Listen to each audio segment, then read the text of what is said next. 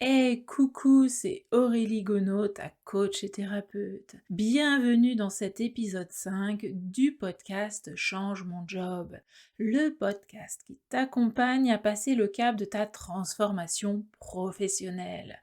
Alors que tu sois en train de penser à changer de job ou que tu sois déjà en train de l'expérimenter, tu y trouveras une foule d'informations et d'inspirations pour t'aider à y voir plus clair et à garder la motivation.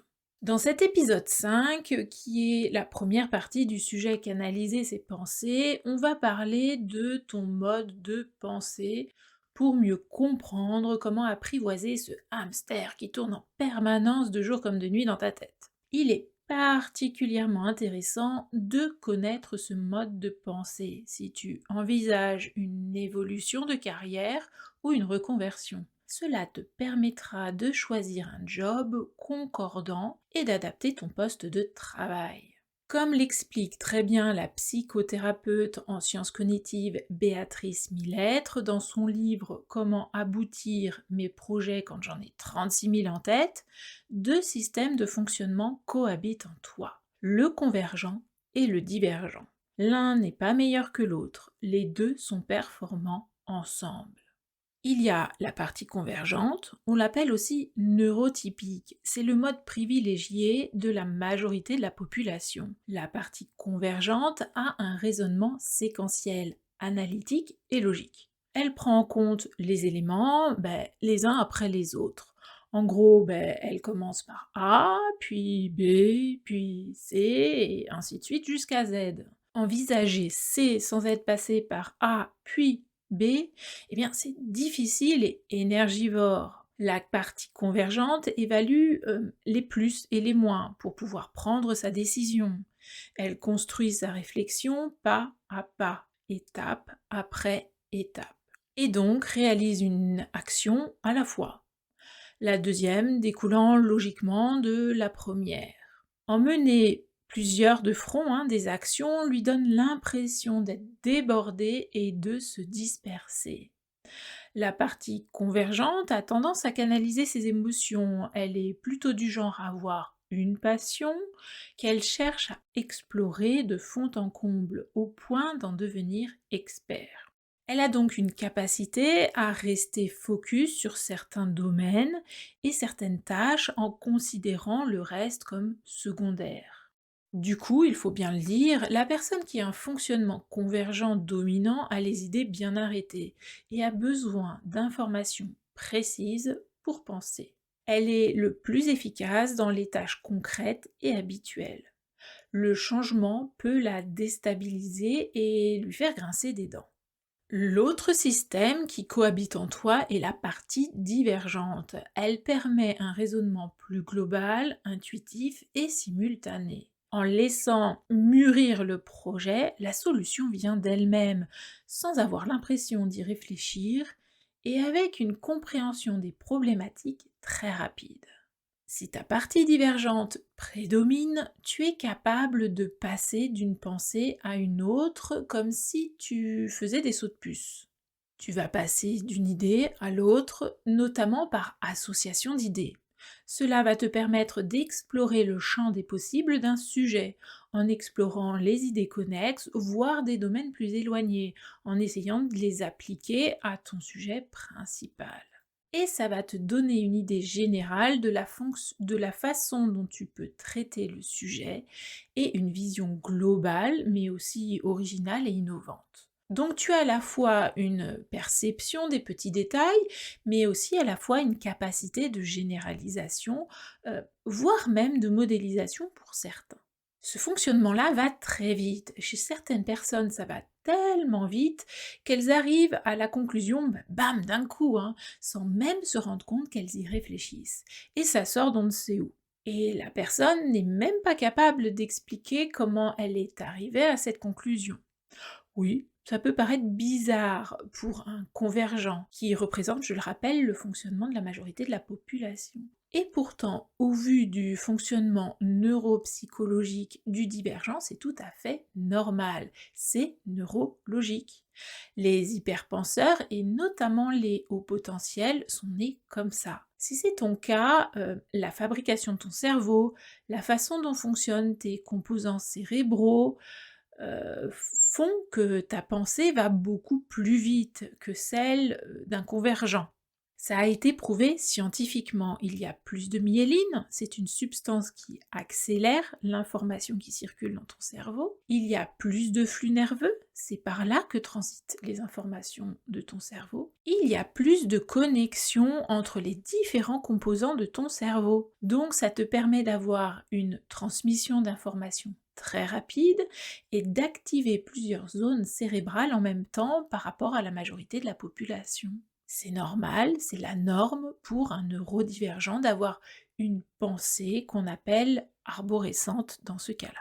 D'un sujet principal, tu as plein de fenêtres pop-up qui s'ouvrent jusqu'à épuisement du sujet ou de toi d'ailleurs. Le neurodivergent est donc ouvert et très curieux. Il adore explorer différents domaines sans pour autant en devenir un expert comme le convergent. On parle plutôt de plusieurs centres d'intérêt plutôt que de passion. De plus, ce fonctionnement de pensée permet de passer d'un dossier à l'autre sans se disperser, contrairement au convergent, et de réaliser plusieurs tâches à la fois. Donc, pour explorer une idée ou un sujet, il y a le raisonnement ou la pensée. L'autre façon d'explorer une idée ou un sujet, c'est à travers tes émotions. Les émotions sont souvent reliées aux pensées. Le convergent va canaliser ses émotions pour éviter qu'elles ne parasitent son raisonnement. Alors que pour le divergent, quand il y a un ressenti, eh bien c'est aussi une information qui va être traitée. Le divergent, il est capable, consciemment ou inconsciemment, de traiter à la fois la pensée et l'émotion. Cette émotion va être associée à la pensée, et vice-versa d'ailleurs. Prenons un exemple, je sais pas moi, une voiture. La pensée divergente va explorer le sujet, voilà, la voiture elle est fabriquée comme ça, elle a 4 roues, elle a un moteur, et puis le moteur, il peut être comme ci, et puis on peut le régler comme ça, et puis le conducteur, il peut conduire comme ci, comme ça, et puis du coup la performance, elle sera impactée comme cela, en tenant compte de ci, et puis de ça, et etc., etc. Donc si tu es divergent, tu vas explorer en pensée la voiture elle-même, comment elle fonctionne, l'interaction avec la voiture, le conducteur, les passagers et l'influence de tout cela les uns sur les autres. Et puis pour faire tel type de trajet, vaut mieux tel type de voiture ou tel autre. Et puis l'émotion que ça va générer en fonction du type de trajet. Est-ce qu'il y a de l'angoisse? Est-ce qu'on a tout pris? Est-ce qu'on a pensé à tout? Ah je suis tout excitée, je suis tout content, on part pour tel voyage. Ah il va peut-être y avoir des embouteillages vu l'heure à laquelle on part, etc., etc. Si tu es divergent, tu vas explorer tous les champs des possibles à travers ta pensée et à travers tes émotions. Tu vas explorer tous ces champs des possibles à travers ta pensée et à travers tes émotions ainsi que celles des autres sur ce même sujet. La troisième façon d'explorer une idée ou un sujet, c'est à travers tes sensations. C'est à travers les sens que l'information passe également. C'est-à-dire la vue, l'ouïe, le goût, l'odorat et le toucher. C'est un peu tout ce qui est communication non verbale en fait. Comme l'explique Cathy Hassenheim dans son livre Mon cerveau est hyper, le processus de sensibilité chez l'être humain est une réalité neurobiophysiologique. Il nous permet de nous adapter à notre environnement. Notre cerveau et notre système nerveux vont être stimulés par ce qui nous arrive et aussi comment nous le vivons intérieurement. En fonction des personnes et de leur état de santé, le seuil de sensibilité est plus ou moins bas, ce qui entraîne une réactivité plus ou moins rapide et plus ou moins intense. Chez les divergents et les hypersensibles, un ou plusieurs sens peuvent être exacerbés. Là encore, c'est normal, ça se passe au niveau neurobiologique. Je vais prendre mon exemple. Un petit bruit, par exemple un chuchotement au fond de la salle de réunion, limite je suis capable d'entendre ce que dit la personne. Tiens, un autre exemple, une simple caresse sur la peau peut me chatouiller, mais un truc de dingue, hein. L'idée, c'est d'avoir conscience de ce degré de sensibilité pour pouvoir mettre en place des stratégies adaptées.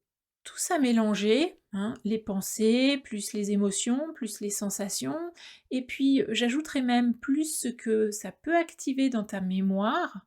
Donc tout ça te permet d'avoir des perceptions et des compréhensions particulières. À noter qu'un hyper a souvent une très bonne mémoire, qu'elle passe par les pensées créatives, les émotions vécues et les sensations perçues. C'est grâce à cela qu'un hyper arrive en un éclair à une solution ou une conclusion évidente, qui ne l'est pas toujours pour son entourage pro ou perso, d'où ce décalage souvent ressenti.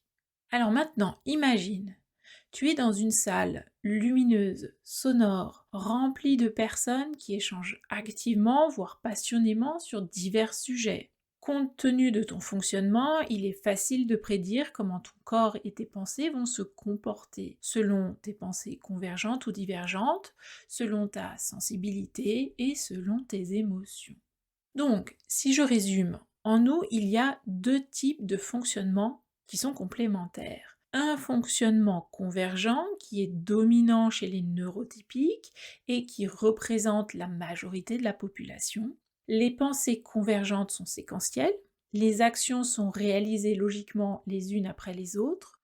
Le fonctionnement convergent permet de discriminer ce qui est secondaire de l'objectif principal et les émotions sont canalisées pour éviter le parasitage de la pensée. Il y a aussi en nous un fonctionnement divergent qui est dominant chez les neuroatypiques. Le raisonnement est global, intuitif et simultané. Plusieurs actions sont menées de front en même temps. Le divergent intègre à son schéma de pensée arborescent les informations issues des émotions et des sens. Ces deux fonctionnements étant à l'opposé, tu comprends maintenant l'importance de définir lequel est dominant. Eh bien, pour pouvoir adopter la stratégie adaptée pour canaliser tes pensées. À cela s'ajoute le fait que nos pensées sont influencées par nos émotions et nos sens, et vice-versa d'ailleurs. Pour canaliser nos pensées, il convient donc de prendre en compte notre mode de raisonnement, convergent ou divergent, notre capacité à gérer nos émotions, notre seuil de sensibilité de nos sens. Apprendre à nous connaître, c'est-à-dire comment nous fonctionnons, nous permet de mettre en place des stratégies adaptées pour canaliser nos pensées et enfin apprivoiser ce fichu hamster qui tourne dans notre tête. Alors, as-tu reconnu ton mode de fonctionnement principal? As-tu maintenant une idée un peu plus précise de comment canaliser tes pensées? Et si tu as des questions, si tu souhaites aborder un sujet en particulier ou partager ton expérience, et si tu veux que j'en parle dans ce podcast Change mon job, ça sera avec plaisir. Tu peux écrire à mon adresse mail personnelle aureliegonot@outlook.fr. Ça s'écrit AURELIEGAUNEAU@outlook.fr. Je te dis à lundi prochain pour un nouvel épisode de Change mon job. Et si cet épisode t'a plu et que tu penses qu'il pourrait aider quelqu'un que tu connais, partage-le. Tu peux retrouver toutes les informations et retranscriptions de cet épisode ainsi que d'autres sur changemonjob.com. La semaine prochaine, je t'invite à venir écouter l'épisode 6 qui paraîtra lundi, lors du rendez-vous qu'on a la semaine prochaine pour le 6e épisode du podcast Change mon job. On va aborder la deuxième partie du sujet canaliser ses pensées. On va parler des stratégies qui peuvent être mises en place pour t'aider à canaliser tes pensées. D'ici là, je te dis, ose la transformation professionnelle pour trouver ta juste place au travail, mais aussi à la maison. Passe une belle fin de journée et une belle semaine. On se retrouve lundi prochain pour notre rendez-vous hebdomadaire Change mon job.